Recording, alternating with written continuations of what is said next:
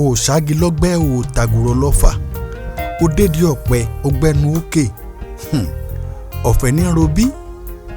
Ẹ má gbàgbé ẹ bá mi ṣá ètò yìí kó lọ káàkiri ibi gbogbo ká lè bá gbé èdè Yorùbá lárugẹ síwájú àti síwájú sí i.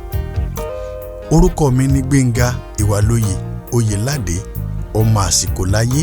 Ẹ káàbọ̀ sílẹ̀ Yorùbá. Ohun tá a máa gbé yẹ̀wò lónìí ni òwe àwọn bàbá wa tó ní o ṣáàgì lọ́gbẹ́ o tàgùrọ̀ lọ́fà o dédé ọ̀pẹ o gbẹ́nu òkè ọ̀fẹ́ ní robí.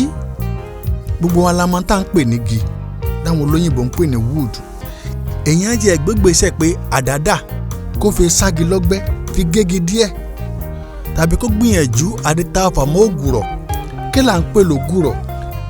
Ẹmu funfun táwọn òyìnbó ń pè ní palm wine.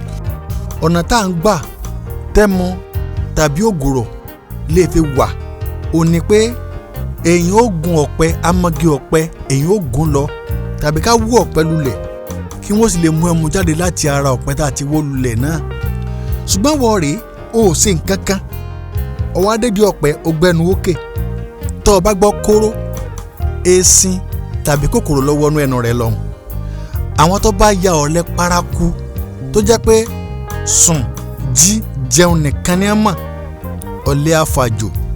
Bẹ́ẹ̀ ni ọ̀lẹ àfàjò ní gbàtà wà kékèké tá a bá jí láàárọ̀ báyìí a máa lo oko ní oko láàlọ́ láàárọ̀ kùtùkùtù. Ṣùgbọ́n tójò bá ti lè sú láàárọ̀ báyìí a máa sọ pé olúwa mọ̀mọ́ jẹ́ kójú ó tètè dá torí tí ó bá tètè dá a ní lo oko mọ́ ń jọun bóyá dálago 11 àbọ̀ nǹkan bá a ní lo oko mọ́ ń jọun. Mọ̀ tó bá dábí aago 10 wá ní bàbá wọ́n ní afárá oko yá.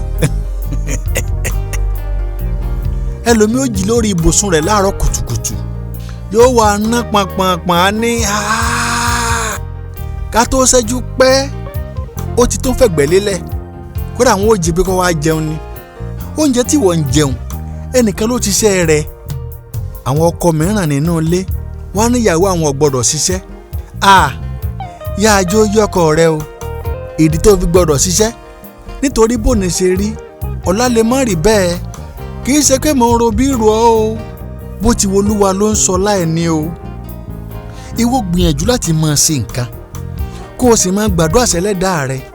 Ìwọ máa wò ìgbìyànjú rẹ ń Ọlọ́run ó dé ládé o sì ní tọrọ jẹ. Ṣùgbọ́n gbégbésẹ̀ lónìí o wàá sì bẹ̀rẹ̀ sí ní ṣe rere. Ẹ jẹ́ kó máa wà lọ́kàn wa pé àsìkò láyé o gẹ́gẹ́ bí orúkọ bàbá mi. Àsìkò ní gbogbo nǹkan.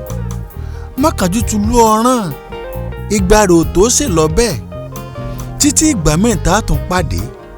Ire o. Nigeria, Yesterday and Today, written by Gbénga Oyèládé. The 120 pages book chronicles Nigeria's past political experiences, juxtaposes it with the present, with suggestions regarding tomorrow. Nàìjíríà lánàá àti lónìí látọwọ́ Gbénga Ìwàlóye Oyèládé. Ìwé tí abala ìwé inú rẹ̀ jẹ́ 100. èyí tó dá lórí àkọsílẹ̀ ìrírí òṣèlú Nàìjíríà tàná tá a fi ṣe àfiwé ohun tó ń ṣẹlẹ̀ lágbo òṣèlú lónìí àti àwọn ọ̀nà àbáyọ sí ìdojúkọ pàápàá fáwọn ìran tó ń bọ̀.